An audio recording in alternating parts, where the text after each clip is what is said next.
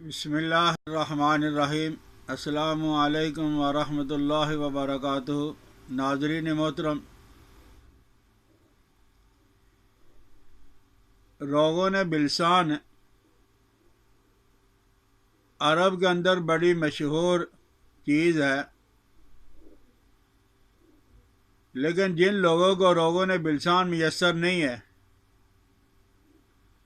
وہ تلوں کا استعمال کریں۔ انشاءاللہ العزیز روغن بلسان کے بالکل مقابل یہ چیز آپ کو میسر آ جائے گی۔ تل ہمارے ہاں بہت مشہور چیز ہے اور طاقت میں اس کا کوئی مقابلہ نہیں کر سکتا،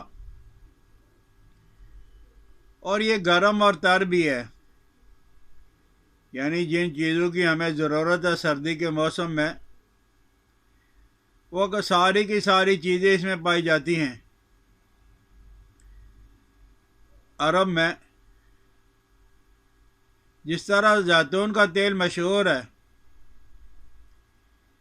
اسی طرح وہ تیل کو بھی بہت زیادہ پسند کرتے ہیں، ان کے ہاں بہت زیادہ مشہور ہے تیل۔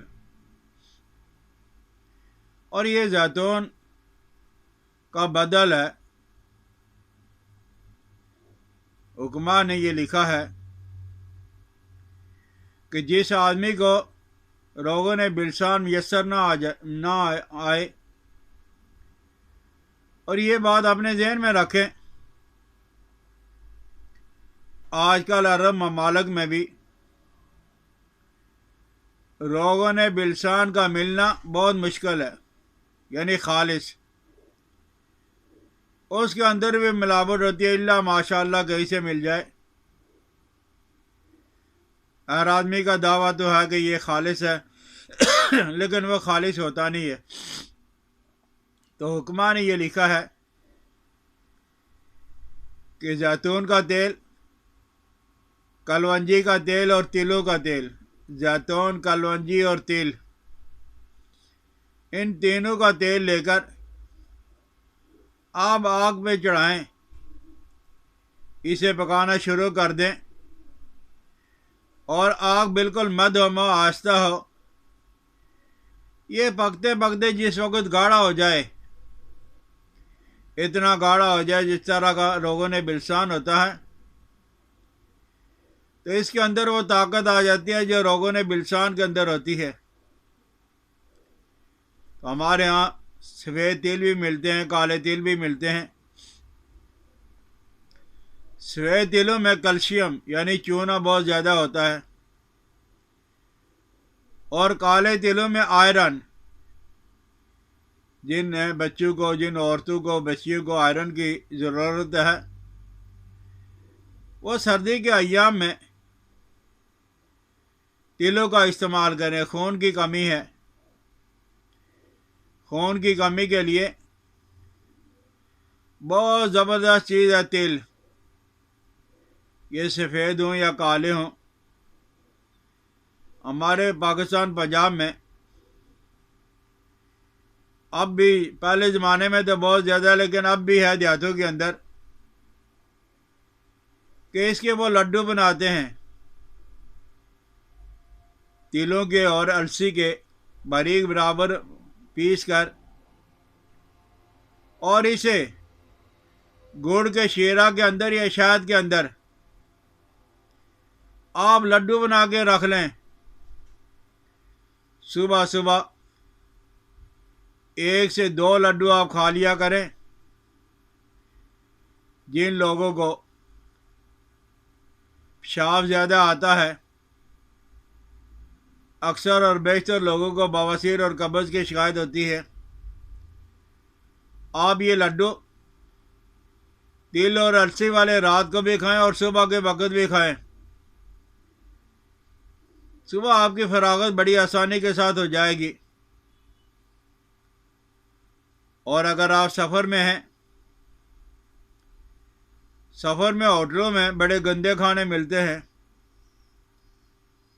آپ نہیں کھانا چاہتے، آپ لڈو بنا کے رکھ لیں، یا ان دونوں چیزوں کو بریاں کر لیں، بھون کر رکھ لیں۔ बीच में शक्कर डाल लें, गुड़ डाल लें। रास्ते में जब कभी ज़रूरत हो आपकी रोटी का मसला भी हल हो जाएगा, ताकत भी आ जाएगी, आसाबी कमज़ोरी दूर हो जाएगी, कब्ज़ दूर हो जाएगी, बवासीर दूर हो जाएगी। आपके बाल ये मजबूत होंगे, चेहरे पे रहनाई आएगी, ताकत आएगी। तो गुड़ के साथ है तिल और अलसी के खाने से दमे के अंदर भी फर्क पड़ता है और खांसी के अंदर भी। अल्लाह ना करे कभी कोई आदमी जल जाए। तिल का तेल और इतनी मिकदार में चूने का पानी, आप दोनों को आपस के अंदर मिक्स करके अच्छी तरह हिलाएं। इतना ज़्यादा हिलाएं कि ये दूधिया हो जाए। आप जले हुए आदमी पे लगाओगे तो फौरन ही ठंडक बढ़ जाएगी। औरतों को बाज़ औक़ात मेंसेस की तकलीफ़ होती है, माहवारी कम आती है, हैज़ कम आता है, वो औरतें तिल और अलसी का इस्तेमाल करें तो इंशाअल्लाह अज़ीज़ है उनका हैज़ वाला मसला जो किसी दवाई से दूर नहीं होता, इससे दूर हो जाएगा। लेकिन एक बात अपने ध्यान में रखें कि ये तिल और अलसी आंवला औरतें नहीं खाएंगी, इसे इसकात हो जाता है, बच्चे के ज़ाया होने का ख़तरा रहता है। तो तिलों के अंदर अल्लाह ने बहुत ज़्यादा ताकत रखी है।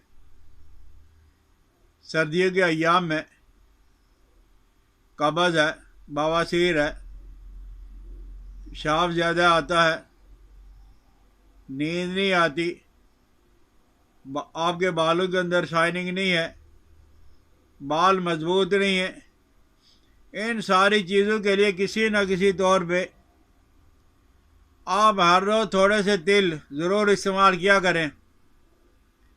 इंशाअल्लाह अज़ीज़ है इससे आपको बहुत ज़्यादा फ़ायदा होगा। ये बात अगर समझ आ जाए तो अपने दोस्तों के साथ शेयर भी करें, मेरी इस्लाह अफजाई के लिए सब्सक्राइब भी करें। हकीम इलियास अब्दाली को इजाज़त दें। अस्सलामु अलैकुम व रहमतुल्लाहि व बरकातुहू।